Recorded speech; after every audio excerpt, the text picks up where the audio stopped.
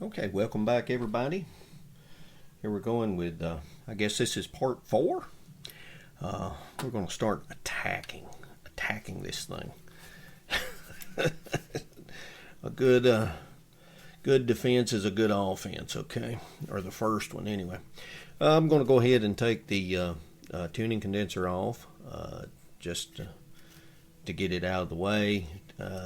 Going to do some cleaning on it. It's not really all that bad, but it will give us a little more room to clean the chassis and possibly even paint the chassis. I don't know yet. We'll see. There's a grid cap connected to that. We'll leave that in place. Not sure if we'll replace that, or not. One wire going down into the chassis on this side, and another one right here. So I will desolder these connections here and over here, and should be three screws holding that in there, and we should be able to take that right out. One good thing about this radio is I can hold it in one hand and I can move it for you to see any way you want to. I don't have to move the camera. Huh. Alright, let me desolder those and get that cap out, or that condenser out. Had to move the IF can. Now, I believe in the introduction I said these are the IFs. That one is the IF, and that one is the IF. That's the oscillator coil. Okay. Well, anyway, I had to move it to get to the nut, or the screw that holds the tuning condenser in. So with this, it should fall out the bottom, and there we have it. That's got the variable drive in there, inside there. It feels pretty good, but we'll take that apart and lubricate that also. Removed the trimmer, marked all the wires. This is the trimmer for the local oscillator, which was up in this area here. Went ahead and measured the capacitance of that, and I got about 259 picofarads. Now what we'll do is we may take this apart, clean the mica, and then when we put it back together we'll trim it back to 259-ish just to get back into the ballpark. We'll probably end up having to adjust that anyway. Welcome back everybody. Let me show you where we're at on this. I've taken a couple of days to do a little cleanup on this and what have you. That spot turned out not to be rust, some sort of discoloration. I was able to get it off. And the chassis is in pretty good shape. It's not blemish free, but it's not rusty either. So still got finger marks everywhere that I need to go back over and take it off, but that'll be something we'll do.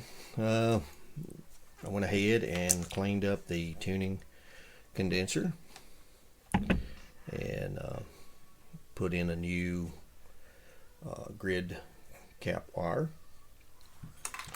Rebuilt the one of the block capacitors, and this is the 3793 AM, and if you'll go to the Philco pages, there's not any information on this, and I put something out on the Philco forum, and didn't really get much information off of it, but anyway, the universal that was said to use this, it was going to be terminal 1 and 3 was the capacitor. Well, this one was 2 and 3. Now I don't know if this had been broken off, but when I pulled the capacitor out of it, it was between 2 and 3, so I replaced it with the known value to go across 2 and 3. Now I still have questions on the schematic, whether it's right or whether it's wrong, but we'll deal with that when we get down the road. I rebuilt the filter caps. They look just about like I didn't do much cleaning at all. They're going to look pretty much as original as possible. And I don't know if you can see or not, but and I have some pictures that I'll have a montage of how I did these, and I'll post those and maybe explain a little bit about that. You've seen me rebuild these before, and people have rebuilt this. And Ron Ramirez, this was his technique for these particular types of caps, and so he gets all the credit for the technique of that. So okay, here we go. We're cutting this. I use my little cheap steak knife. You can use a hacksaw or a little tubing cutter. It'll work fine. You go all the way around it, and here's the inside. It was a paste. It was a electrolyte, and it wasn't totally dry, but it really wasn't wet either, but it was a paste.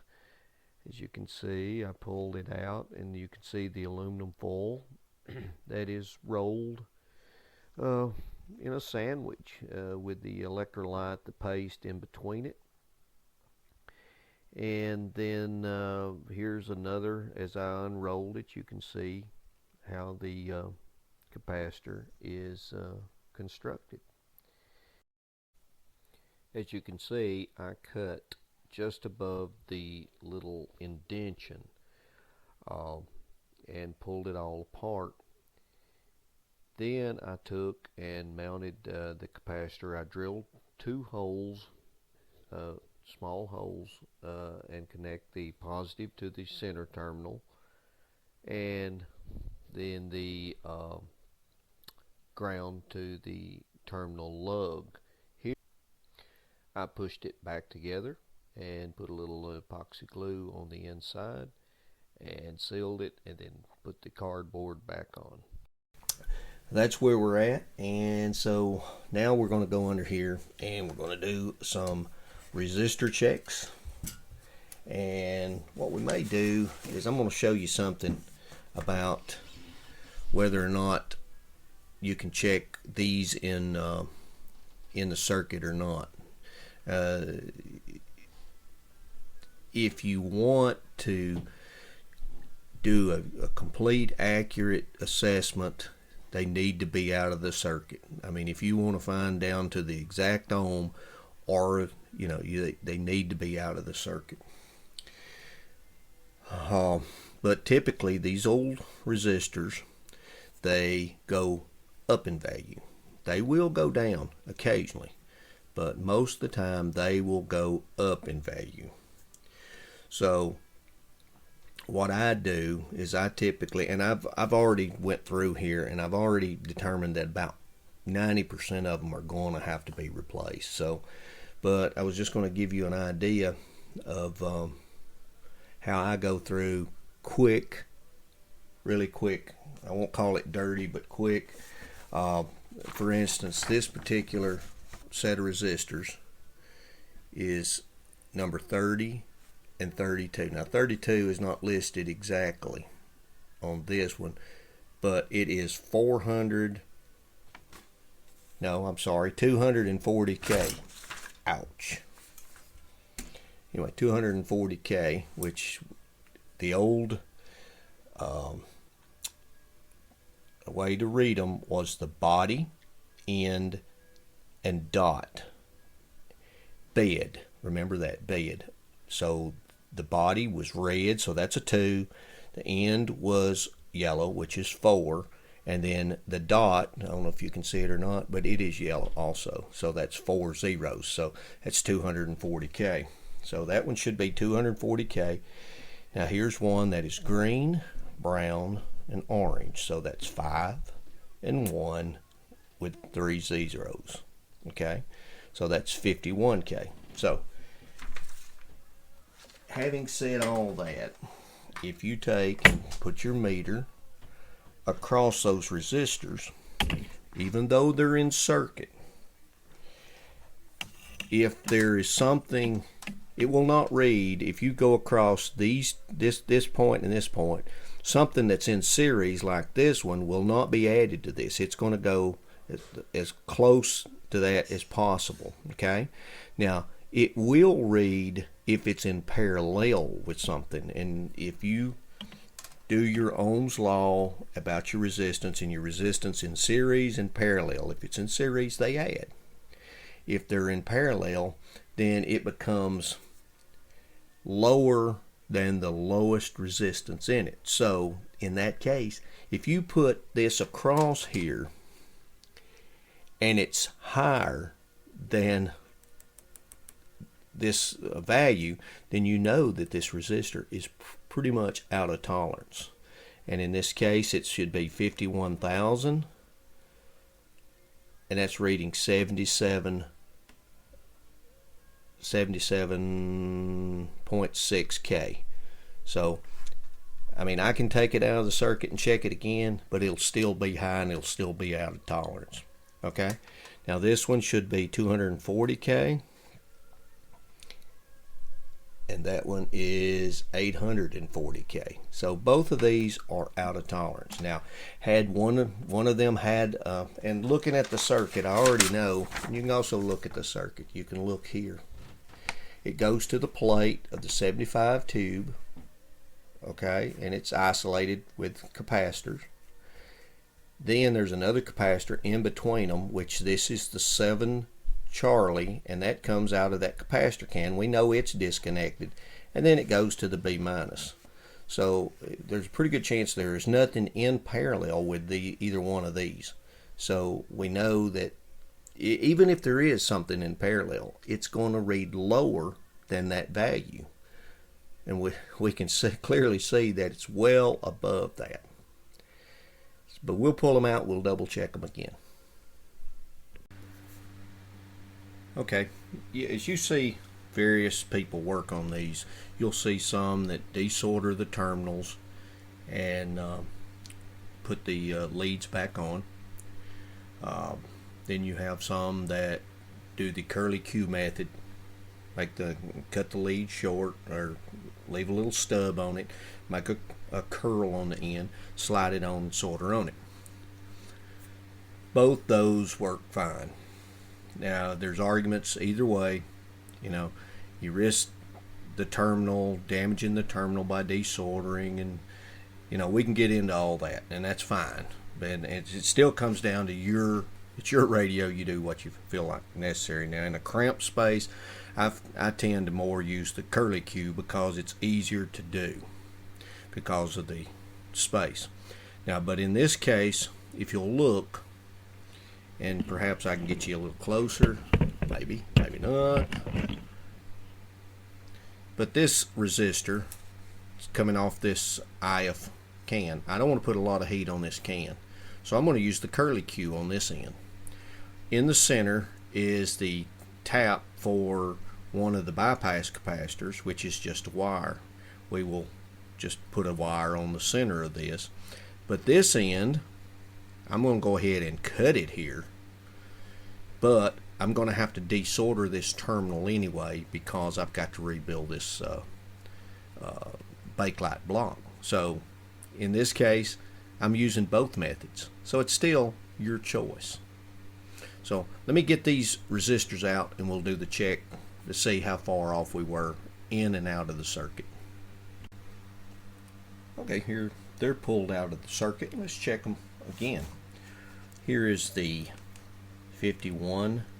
I got the lead a little short on that one.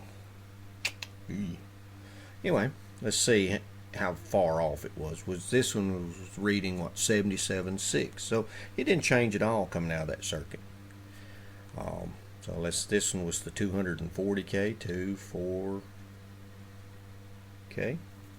240K, and that one was reading 840. Okay, so these were way out. So here's my replacements, 1 watt resistors. It's funny how the sizes are a lot different, huh? Than they used to be. Alright, let's see. Here is our, I believe this is our 240K resistor. And I think the closest I had was 236K. And that's close enough. And then this one is the 51K, and this one is 50.3K. So those are good. We'll stick those in the circuit, and it'll perform a lot better than the others did. I promise you. Okay. Here's some progress that I've got. It may not look like progress, but it is. Rebuilding these capacitor blocks. The problem I'm running into is I have already found 2 capacitor blocks that were not the way they should be. So that tells me, one, there might have been a problem with the factory. I believe these blocks have been rebuilt somewhere down the line, and they were built wrong. And then the radio was wired differently. And I'll show you what I'm talking about. This one that is coming out, it is a 3903 AR. Well, the replacement for that, the universal replacement, is the 3903 OSU, which is one capacitor of 0.01, and you got to go all the way up here to say that it's lugs 1 and 3. Okay, now let's take a look at this. Maybe you can see it. Look at lugs 1. You can see a capacitor lead coming through the hole. Look at number 3. Do you see a lead? No. The leads are 1 and 2, and the third one does not have a capacitor in it. According to the universal blocks,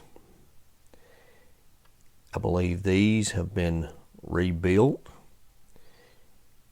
And also looking at the wiring diagram, the number 2 terminal was used for a terminal block. Number 3 is being used for the terminal block. So I believe these have been redone by someone, and this makes the third one that is different than what Philco says those blocks should be. And the radio wiring diagram has been changed to adjust to these. So I'm gonna build them back the way they're supposed to be and change the radio wiring back.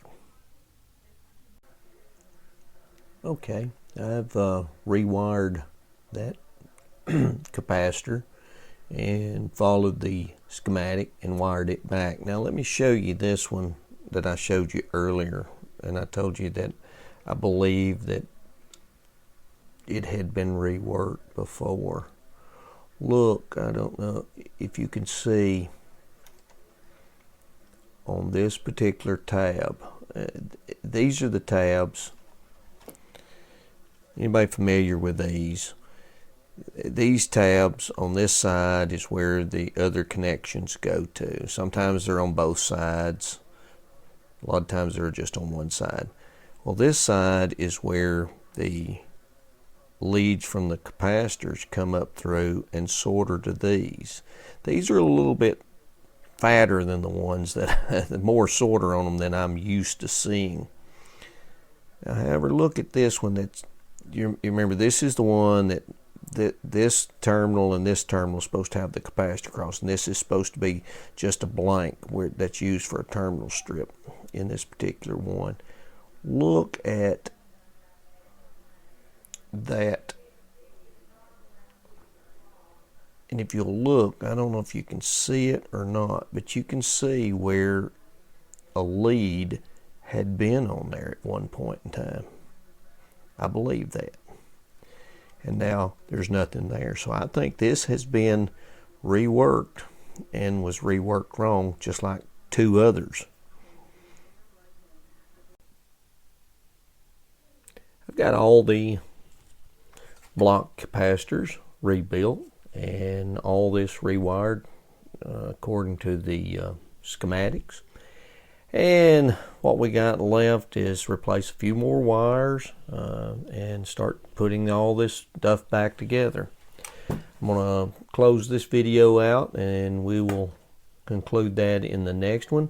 It's going to be a couple of weeks before I get another video out. I've got some personal stuff that I'm going to be doing, and there may be a little surprise in about 2 weeks. So just be watching, and I've got a little surprise coming up after this one. So this has really been a booger trying to figure out what somebody else has done and rewiring this stuff. So that's going to do it for now. So Larry from the hills of Tennessee, thanks for watching.